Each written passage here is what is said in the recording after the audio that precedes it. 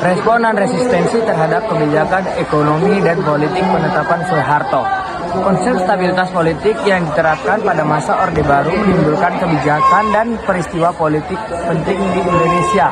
Kebijakan stabilitas politik rezim Orde Baru yang bertujuan untuk melenggangkan kekuasaan Soeharto terhadap banyak perlawanan di kalangan masyarakat dan politisi. Ada beberapa contoh perlawanan, salah satunya adalah peristiwa Malari. Bahkan 15 Januari atau yang biasa disingkat Malari merupakan insiden kerusuhan berdarah yang terjadi di era Orde Baru. Ketika Presiden Soeharto berusaha, peristiwa ini berawal dari rencana kedatangan peradaban Menteri Jepang Tanaka Kekui ke Indonesia. Demonstrasi dalam rangka menyambut PM Kekuen Tanaka diawali dengan Long March. Ribu mahasiswa dan pelajar dari kampus Universitas Indonesia di Jalan Salemba menuju kampus Universitas Trisakti di Bilangan Grogol. Pada tanggal 14 Januari 1974, mahasiswa menyambut kedatangan Kekue dengan melakukan demonstrasi di Bandara Halim Perdana Kusuma. Namun para demonstran tak bisa masuk karena mendapat penjagaan ketat dari aparat keamanan. Keesokan harinya, mahasiswa kembali turun ke jalan untuk menuntut ketidaksetaraan penanaman modal asing yang menguntungkan kelompok tertentu, pemberantasan korupsi dan tingginya harga kebutuhan pokok. Selain 3 tuntutan itu, mahasiswa juga menuntut dibubarkannya sistem penasihat pribadi aspirasi Presiden Soeharto. Menjelang sore hari, aksi ini mulai memanas dan berakhir ricuh. Kerusuhan besar ini diduga karena provokator. Saat itu menjadi sejumlah perusakan, pembakaran, dan penghancuran merek mobil Jepang. Kerusuhan yang semula terjadi di Jalan Sudirman meluas hingga Semenan. Massa menjarah dan membakar pusat perbelanjaan. Sejumlah gedung pun terbakar. Aparat keamanan menyalahkan mahasiswa sebagai dalang di balik kerusuhan tersebut. Namun, mahasiswa menyanggah dan menyebut aksi yang mereka lakukan di Salemba dan Grogol berlangsung damai. Setelah kerusuhan, Presiden Soeharto mengambil langkah dengan mencopot Panglima Komando Operasi Pemulihan Keamanan dan Ketertiban Jenderal Suemitro. Dia dianggap bertanggung jawab terjadinya kerusuhan dan korban tewas. Pencopotan juga menimpa banyak orang terdekat Suemitro.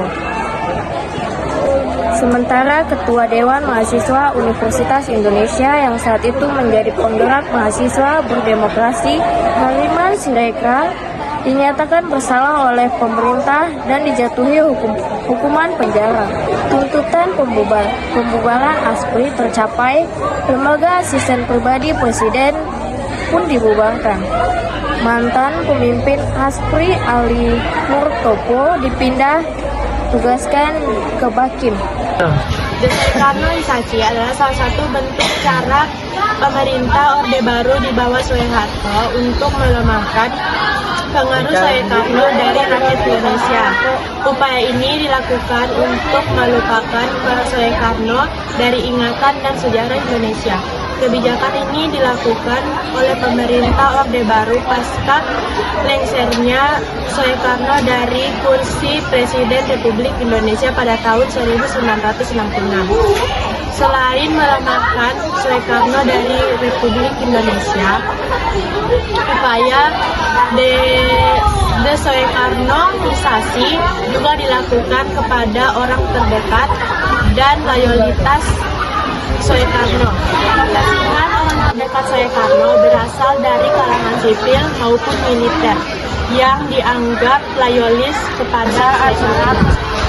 Pemerintah masa Orde Baru melakukan desoekarnoisasi untuk melegitimasi kekuasaan Soeharto sebagai presiden yang menggantikan Soekarno. Meskipun itu, pemerintah masa Orde Baru Baru tetap menganggap bahwa peran Soekarno terhadap Republik Indonesia sangatlah besar dalam sejarah Indonesia. Di era Orde Baru, Soeharto tetap menjadikan Pancasila sebagai dasar negara. Namun, para Soekarno dalam perumusan Pancasila dikurangi. Nugroho Susanto, sejarawan resmi Orde Baru yang dekat dengan militer, mengajukan empat yang mencetuskan Pancasila adalah Muhammad Yamin, bukan Soekarno. B. Tahanan rumah.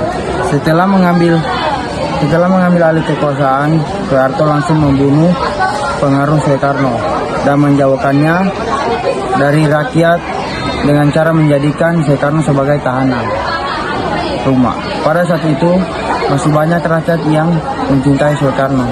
Pada tahun 1967, Soekarno dijadikan tahanan rumah di Wisma Yaso yang merupakan rumah istrinya. C. Mengganti pemberian Soekarno.